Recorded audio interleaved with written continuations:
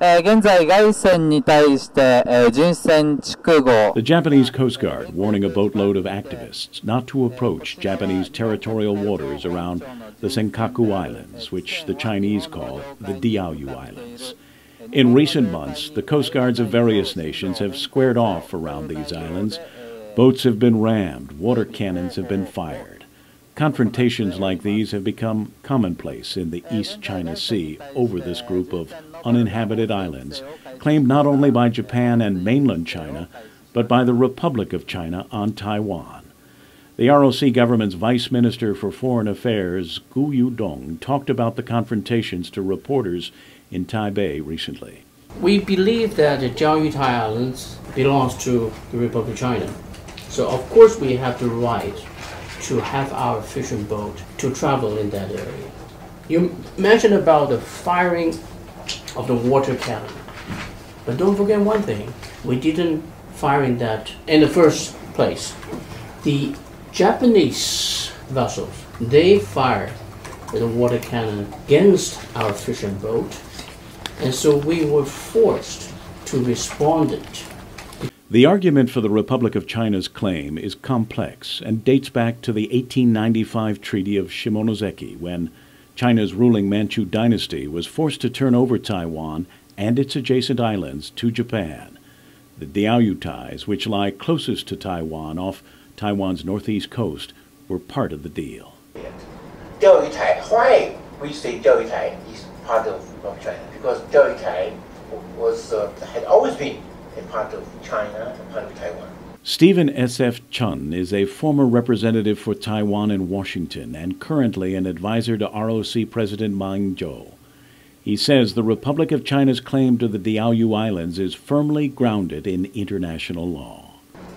In 1943, in Cairo, the big three, Roosevelt, Churchill, and Chiang Kai-shek, had the Cairo Conference. They issued Cairo Declaration, in which it was promised that Japan should return all territories stolen from China, including Manchuria, Taiwan, and the Pescadores, to the Republic of China. Return to the Republic of China. That's the key, argues Chun, not the Communist People's Republic of China, which didn't exist in 1943. And the ROC ownership of the Diaoyu Islands, he says, was sealed when, in 1952, Japan signed a peace treaty, not with the Beijing government, but with the government of the Republic of China, which had by then been defeated by the Communists and driven to the island of Taiwan. Article 4 of Peace Treaty says, all treaties signed before December 9, 1941 would become null and void as a result of war.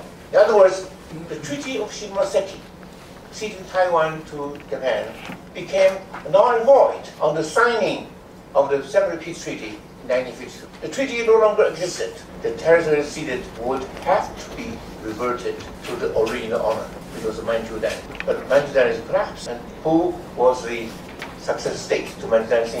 The Republic of China. So not only in 1945 Taiwan was returned to the Republic of China administratively, in 1952 Taiwan returned to the Republic of China officially and legally. We got our D back.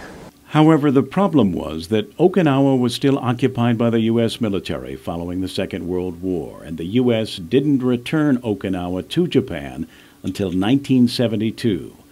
Because the Japanese had placed the Diaoyu Islands under Okinawan administrative control, when the U.S. gave Okinawa back to Japan, the Diaoyu Islands went with it. The United States placed Okinawa under the U.S. transition, and because DIAOYUTAI was placed as a subsidiary island of Okinawa by Japan, so the United States also placed DIAOYUTAI under U.S. transition. It did not return DIAOYUTAI to China, but it should have returned. So in the United States, I said that was the first mistake the United States made. There are competing fishing interests, and some suspect even oil, in and around the Diaoyu Islands. But Chun argues that is all besides the point. The point, he says, is history.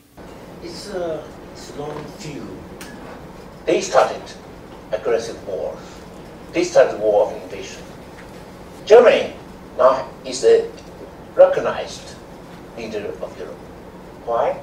Because Germany repented, apologized for it. But I'm sorry to say the Japanese never did that. The Japanese never apologized. So for the Chinese nation, either side of the Taiwan Strait, the DIAOYUTAI is a very sad and painful reminder of the history of invasion of Japan. Kevin Kerrigan, PNC News.